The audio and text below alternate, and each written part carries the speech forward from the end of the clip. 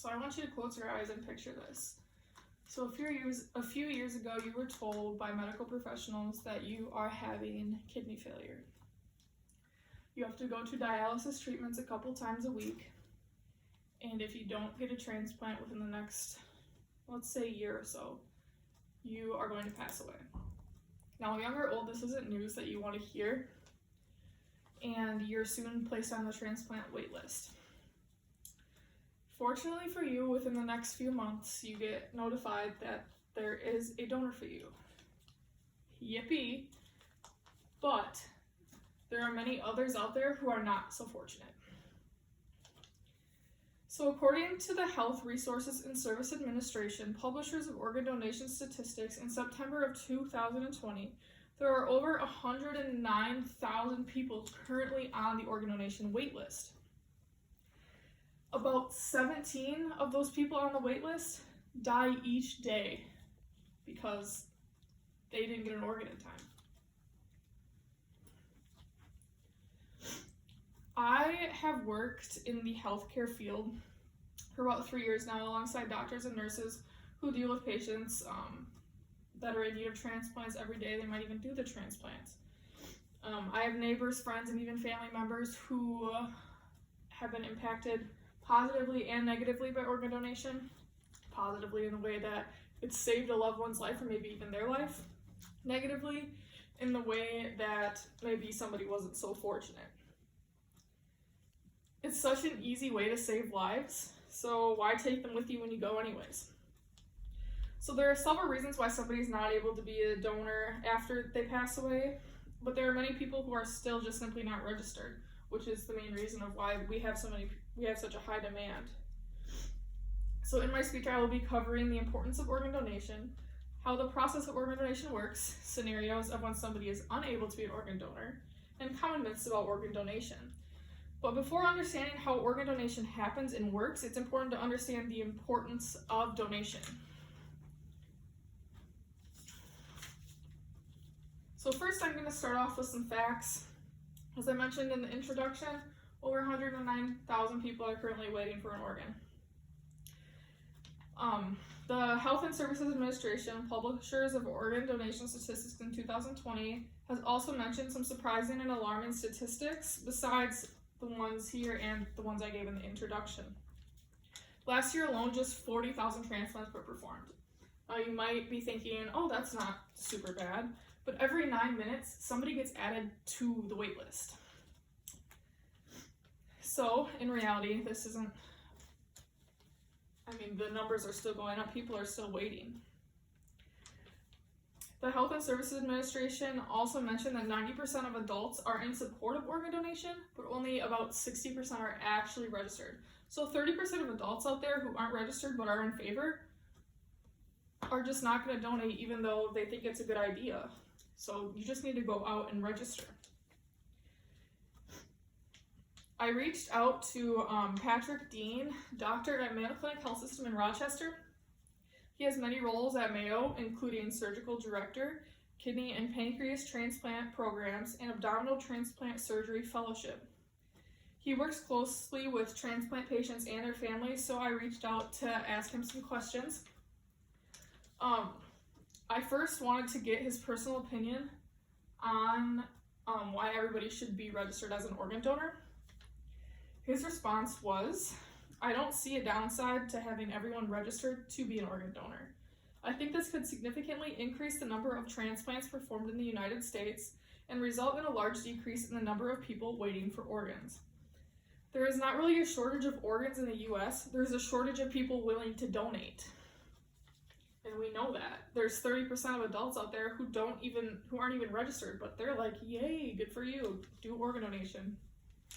So now that you have a good idea of how large of a need there is for organ donors, I'm going to talk about how the process works to hopefully ease your mind, for those of you who are a little grossed out or scared about how the process of organ donation works. According to LifeSource in 2020 in their publication called About Donation, death happens in one of two ways. Either your heart stops beating or you become brain dead. And once you are declared dead, or the patient in this case is declared dead by healthcare professionals, the process of organ donation starts. So a family source contributor goes and talks to the family about donation, lets them know what's going to happen, and members of the healthcare team will come in and evaluate the function of the organs within the patient. After the assessment has been done of the organs, the results are obtained, the healthcare professionals go to an online database to match the donor with the recipient. The online database is called Organ Procurement and Transplant Network, or OPTN. When it comes to matching the donors with the recipients, they consider body size, blood type, and even the distance between the donor and the recipient. So say you're 12 hours away from each other in a hospital, you're probably not going to get that organ because it usually needs to be done in a pretty small time frame. So I want to talk a little bit more about blood types because I think it's something that's very interesting. If you look around the room, you might realize that you probably don't have the same blood type as everybody. But according to Stanford Blood Center and their publishing named Blood Types, about 1 in every 3 people have O positive blood. So if you look around the classroom, there's a good chance that there's 2-3 people in the room that have O positive blood.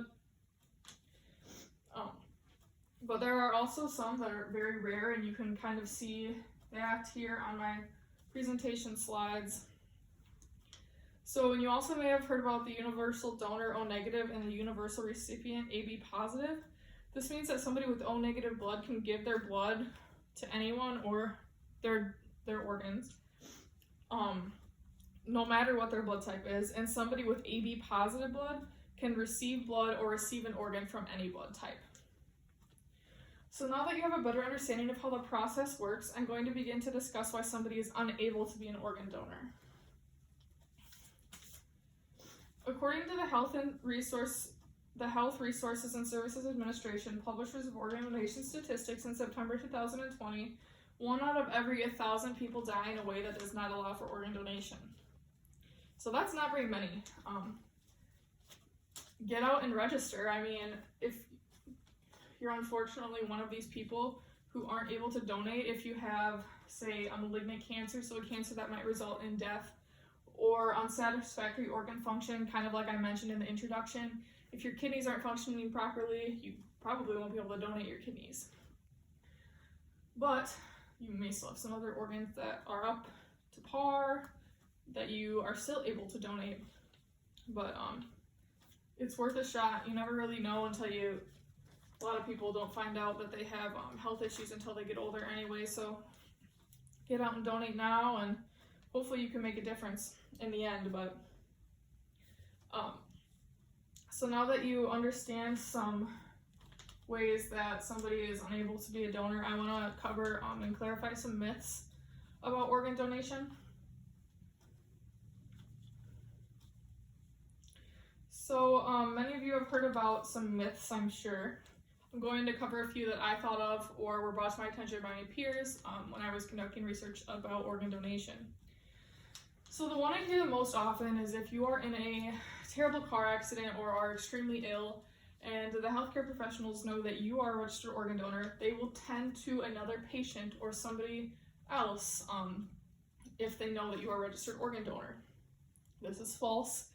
As a healthcare professional, we are told to tend to all patients regardless of their beliefs, what they're registered as, whatever. Our goal is to make them feel better and to maybe even save their lives. So the second myth that I want to cover is that a person is unable to donate organs after they have received a transplant. I asked Patrick Dean, the doctor at Mayo Rochester, about this because I really didn't have any clue. And he said that if you are a recipient of an organ, you're still able to be a registered organ donor, but it is very unlikely that you donate the organ that you received. So the final myth that I was asked about from a peer of mine is that you're not able to have an open casket, wake, or funeral if you donated organs. So the person who has passed away, if they donated their organs, they're not able to have an open casket. This is false. Morticians do great work to make the body look as normal and provide as much comfort to the family as possible.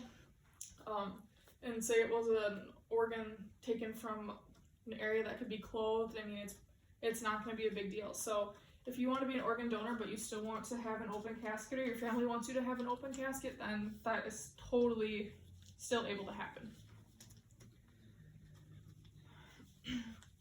So in conclusion, I have mentioned that there's a high need for organ donation. I've covered ways that people are not able to, many scenarios where a person is not able to donate organs. I went through the process, and I've even talked about some myths to hopefully ease your mind a little bit about the whole process of organ donation. So hopefully today I have persuaded you to become a registered organ donor if you're not already. It's pretty simple to register. If you go online at www.wisconsindot.gov, you can register right online. Otherwise, you can go into the DMV and register, and you'll get like a little orange dot that says donor on your driver's license. So organ donation is a simple way to save lives. You don't need your organs when you pass on, so you might as well give the gift of life to somebody who may not have much time left. Thank you all for listening today, and I hope you have a great rest of your day.